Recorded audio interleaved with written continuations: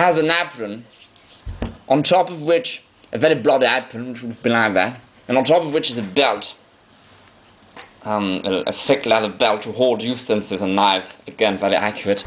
And he has these sleeves, extra white sleeves to wear on top up till there of his shirt sleeves, in order not to dirty his shirt sleeves and have blood all over them. Again very accurate. He seems to hold thanks to elastics upon the top and bottom. So now,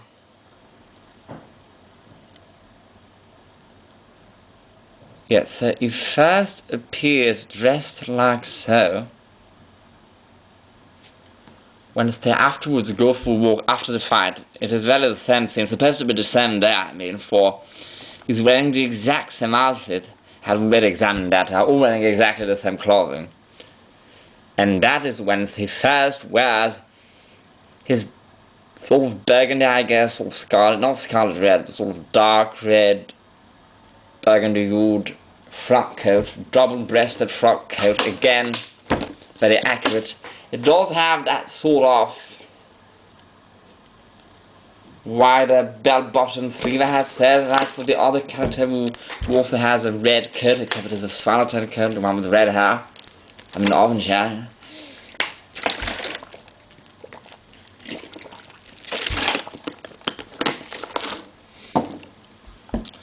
So now, it is long, I think it extends to below the knees. It has cloth covered buttons. The silhouette is very accurate.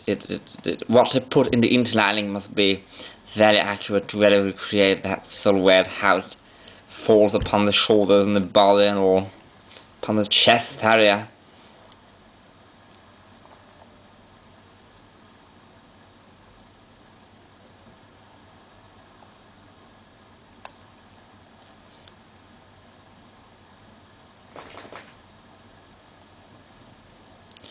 I just want to examine the mourning wear, to have a scene in mourning wear when McGinn has died and to take his coffin.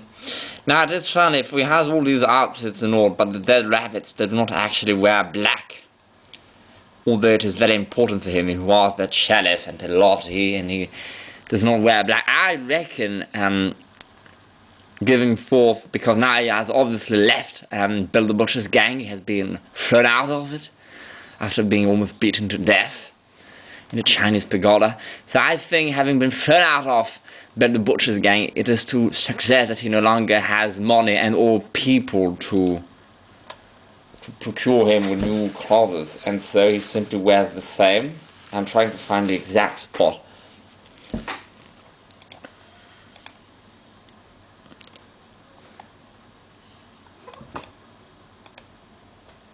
And the bowler hats are also very accurate. I was very, very pleased when first I watched that film 3 years ago by the bowler hats they wear in that scene, the dead rabbits, because they are sort of that fur and they look very odd. They do not look like bowler hats from the Sherlock Holmes hundreds of television series and all late Victorian films, because they are different. This is not the late Victorian period, this is the mid-Victorian period. And obviously they wear bowler hats that look like the common bowler hat usually thought of today. But there were also many more styles, including the ones they all sport. There's only a pity there were not more bowler hats in that film. I think they would have been more popular than showed in the film, and thus they could have shown more styles.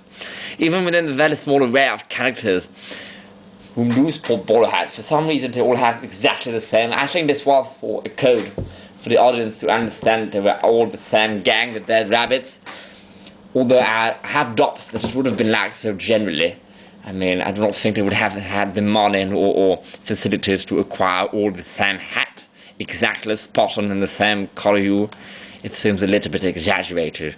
I mean, no, the hue of color is just a different hue between, for example, I forgot his name, the short, sharp fellow who is part of the dead rabbits, and Leonardo DiCaprio's hat.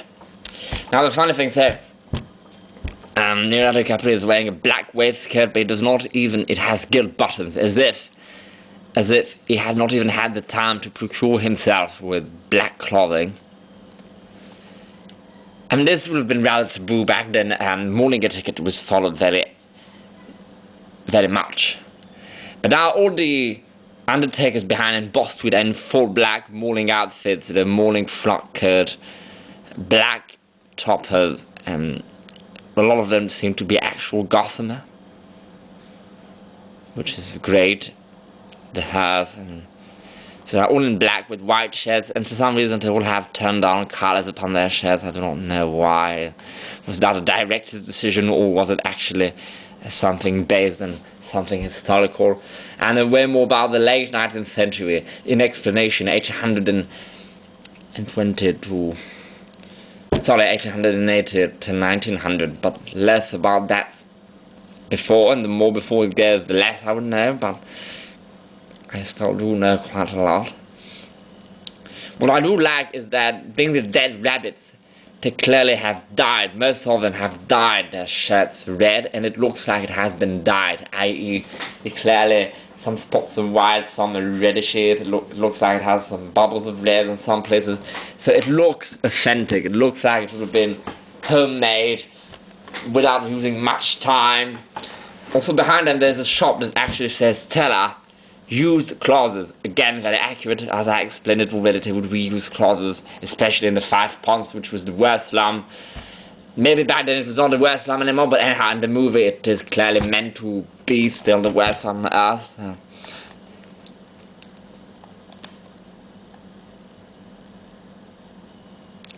I really love that scene.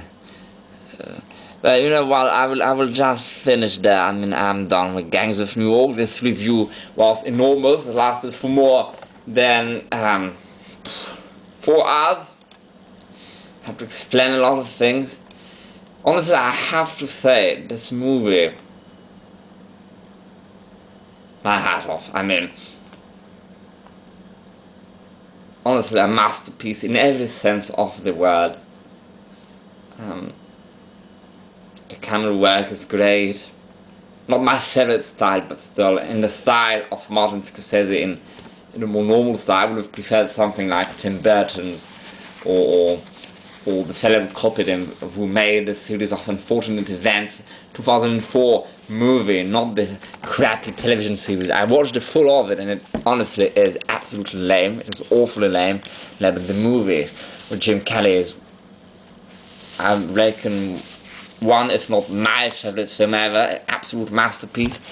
I prefer the camera work there, and I think that in a movie like Gangs of New York, if he had filmed it in a more or less similar style as to Brad Sibling, which was the fellow who directed a series of Unfortunate Events, and or Tim Burton, I think Brad Sibling really copied off Tim Burton's style, at least for a series of Unfortunate Events. But if it had been filmed like that, that's honestly, whew.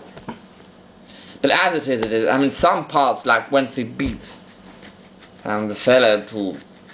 Well, enough with that. I mean, the movie is great, every aspect of it. And the clothing-wise, is very accurate. I already explained everything. I mean, honestly, if it was a 10, I would give it an 8.5/9. I would say 8.5. Out of 100 is easier to judge. I would give it 80 out of 100. I don't know what I know about women's clothing, so men's clothing, at least 80 out of 100. Yeah, it's 80. It deserves 80, which is a very high mark. To give an idea,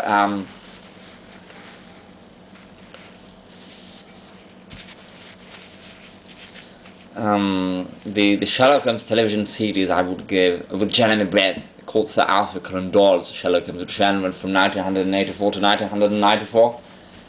I would give it a 70. Yeah, 70. It deserves, yeah, come on, 70. And something like Count Dracula is also very accurate, from the television movie called Count Dracula from 1977. The one with Louis Jourdan, who plays Dracula from the BBC. It was the BBC version. The clothing was very accurate about as much as that. A much lower cast, but still, again, it would probably be 80 out of 100. But if compared to all the films, I would give it 90, because almost no other film and or television series ever made set in more or less the same context, i.e. more or less the same world, and more all over the center.